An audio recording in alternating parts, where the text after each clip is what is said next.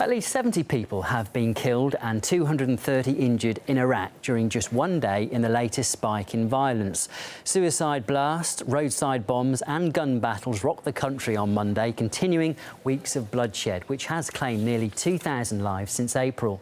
Much of the violence is being blamed on Sunni insurgents after months of protests against the Shiite-led government. RT's Lucy Kavanagh investigates the sectarian tension. May was the bloodiest month seen in Iraq in the past 5 years, a surge in sectarian violence that's raised fears of another civil war. Sunni versus Shia, one country, two sects. Iraq has been through this before, and that divide never really healed.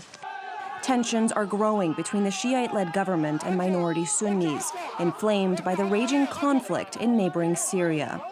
To understand the divisions, we had to travel to an area off limits to foreign journalists, the Anbar province. Following the US-led invasion, this area was the heartland of the Sunni insurgency. Today, it's become the focal point of the anti-government protests. For several months now, every Friday, this scene. Prayer on the highway to Baghdad, followed by protests against the Baghdad government. It's a situation that's reflective of the state of Iraq today. A country that has been torn apart by war, but doesn't seem to be any closer to healing the wounds and the divisions that have been unleashed during that occupation. Here, the Sunni protesters who have gathered behind me want a different kind of system. They want a change. They feel that the government doesn't represent them. Safa is one of those protesters. He's brought his son to almost every demonstration. They're Fallujah residents, but not by choice. He says he was forced to flee Baghdad for fear of arrest by the military, and that his sect made him a target. One day, a military brigade surrounded the area where we lived in Baghdad and started making arrests. They were targeting Sunni residents and arrested 2 of my cousins.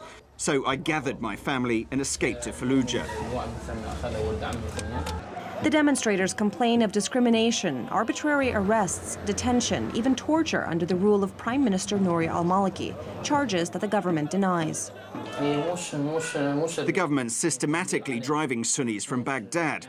This isn't a secret migration, it's being done in the open. Sunnis are restricted in everything, from where we live to the kinds of jobs we can have.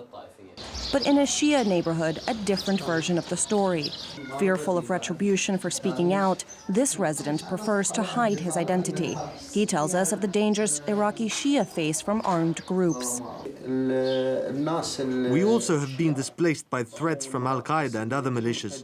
This used to be a mixed area, but people have started exchanging houses between Sunni and Shia families for safety. Some analysts blame the United States for the divisions. They built the new system, political system in Iraq on the sectarian basis. Like they made the proportions for the Sunnis, for the Shiite, and for the Kurdish. And this is very wrong. Those divisions have taken a toll on Iraqi youth, a generation separated by the threat of violence. It really affects us and causes a lot of problems between me and my friends, especially if they're from a different sect. We can't work together or hang out publicly. In some neighborhoods, I could get killed for being seen with someone from a different religious group. 10 years after the war, Iraq is still struggling to find peace as the ghosts of its sectarian past haunt the future. Lucy Kavanagh, RT, Baghdad.